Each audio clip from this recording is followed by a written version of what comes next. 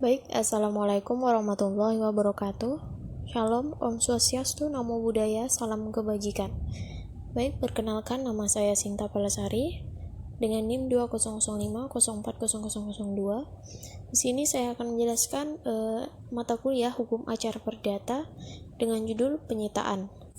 Nah, pengertian penyitaan sendiri itu saya kutip dari buku M. Yahya Harahap dalam buku Hukum Acara Perdata tentang gugatan, persidangan, penyitaan, pembuktian, dan putusan pengadilan.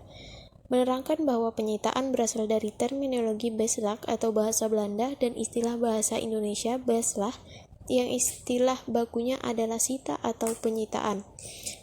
M. Yahya Harahap menguraikan lebih lanjut pengertian penyitaan yaitu sebagai berikut. 1.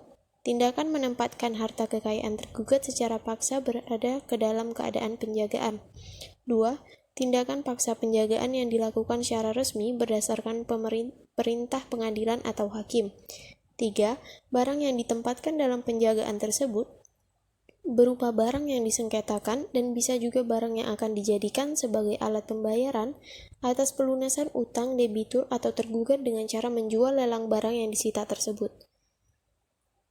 4. Penetapan dan penjagaan barang yang disita berlangsung selama proses pemeriksaan sampai dikeluarkannya putusan pengadilan yang berkekuatan hukum tetap yang menyatakan sah atau tidak tindakan penyitaan itu.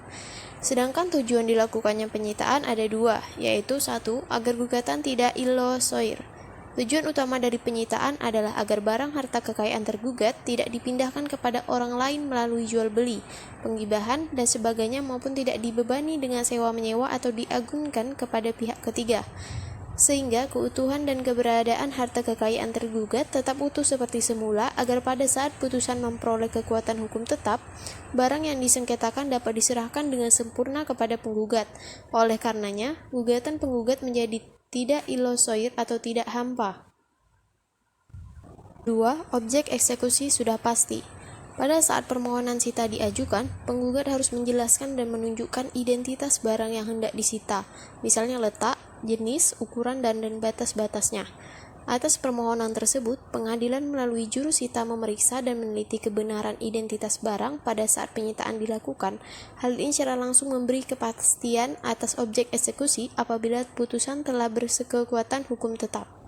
Jenis-jenis sita yang dapat diajukan. Jenis-jenis sita yang dapat diajukan dalam proses peradilan perdata terdiri dari sita jaminan, sita revindikasi, sita penyesuaian, sita marital, dan sita eksekusi dengan rincian penjelasan sebagai berikut. 1. Sita jaminan. Albert Aries berpendapat bahwa sita jaminan adalah suatu upaya paksa dan merupakan wujud formil dari penerapan pasal 1131 Kitab Undang-Undang Hukum Perdata atau KUH Perdata yang berbunyi, segala barang-barang bergerak dan tak bergerak milik debitur baik yang sudah ada maupun yang akan ada menjadi jaminan untuk perikatan-perikatan perorangan debitur itu. M. Yahya Harahap dalam buku yang sama menerangkan bahwa pada pokoknya sita jaminan bertujuan agar barang itu tidak digelapkan atau diasingkan selama proses persidangan berlangsung, sehingga nantinya putusan dapat dilaksanakan.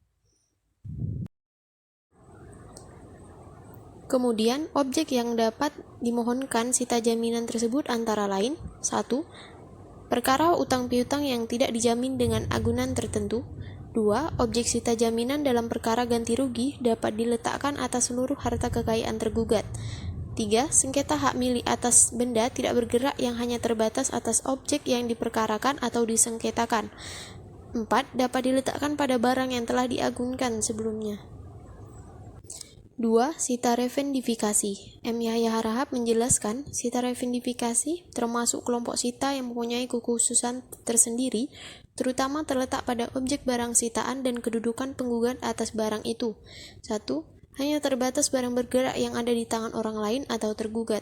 2. Barang itu berada di tangan orang lain tanpa hak. Dan 3. Permintaan sita diajukan oleh pemilik barang itu sendiri agar dikembalikan kepadanya. Syarat atau alasan pokok sita revendifikasi merujuk pada alinea pertama pasal 226 Herzen HR dan pasal 714 yaitu 1. Objek sengketa adalah barang bergerak. 2. Pemohon adalah pemilik barang. 3. Barang berada di bawah penguasaan tergugat tanpa hak berdasarkan jual beli maupun pinjam meminjam. 1. Berdasarkan penguasaan tanpa hak. 2. Berdasarkan hak reklame yang diberikan undang-undang kepada penjual. 3. Barang berada di tangan tergugat karena pinjam meminjam. Selanjutnya menyebut dengan sesama barang yang hendak disita. 3. Sita penyesuaian. M. Yahya Harhab dari buku yang sama menguraikan bahwa barang yang telah disita tidak boleh disita, tetapi diletakkan sita penyesuaian. Apabila atas permintaan penggugat atau kreditur telah diletakkan sita jaminan, sita revendicatoir, sita eksekusi, atau sita marital, maka 1. Pada waktu yang bersamaan tidak dapat dilaksanakan penyitaan terhadap barang itu atas permintaan penggugat atau kreditur lain. Sesuai dengan asas bahwa pada waktu yang bersamaan hanya dapat diletakkan satu kali saja penyitaan terhadap barang yang sama. 2. Permintaan sita yang kedua dari pihak ketiga harus ditolak atau tidak dapat diterima atas alasan pada barang yang bersangkutan telah diletakkan sita sebelumnya atas permintaan penggugat atau kreditur terdahulu. 3. Yang dapat dikabulkan kepada pemohon yang di belakangan hanya berbentuk sita penyesuaian. 4. Sita marital. Menurut M. Yahya Harhab, sita marital bertujuan untuk membekukan harta bersama suami istri melalui penyitaan, agar tidak berpindah kepada pihak ketiga selama proses perkara atau pembagian harta bersama berlangsung. Sita marital bagi perceraian suami istri yang beragama Islam diatur Pasal 76 huruf C Undang-Undang Nomor 7 Tahun 1989 tentang Peradilan Agama atau UU Peradilan Agama, Jo. Pasal 95 dan Pasal 136 ayat 2 Lampiran Instruksi Presiden Nomor 1 Tahun 1991 tentang penyebarluasan kompilasi hukum Islam atau KHI.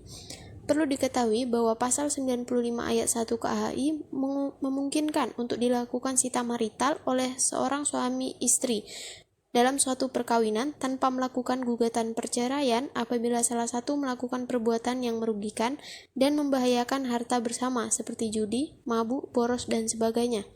Pasal 136 ayat 2 KHI menyatakan bahwa pelaksanaan sita marital hanya dapat dilakukan oleh seorang suami istri yang masih terikat dalam ikatan perkawinan. Terakhir ada sita eksekusi. Sita eksekusi bermakna sebagai pengganti dan jaminan jumlah uang yang diperoleh serta barang yang disita dijual lelang, sehingga dapat dipahami bahwa sita eksekusi dilakukan pada tahap proses 1. Perkara yang bersangkutan telah mempunyai putusan yang berkekuatan hukum tetap, dan 2. Penyitaan dilakukan pada tahap proses eksekusi. Perlu digarisbawahi bahwa dengan adanya sita jaminan yang telah dilaksanakan terlebih dahulu, maka tahap sita eksekusi menurut hukum dengan sendirinya dikecualikan dan dihapuskan. Hal ini dikarenakan pada saat diletakkan sita jaminan, tidak diperlukan lagi tahap sita eksekusi, sebab asasnya otomatis beralih menjadi sita eksekusi pada saat perkara yang bersangkutan mempunyai putusan yang berkekuatan hukum tetap. Baik, mungkin itu saja yang dapat saya sampaikan. Terlebih dan terkurang, saya mohon maaf. Saya akhiri, wabillahi taufiq walhidayah. Wassalamualaikum warahmatullahi wabarakatuh.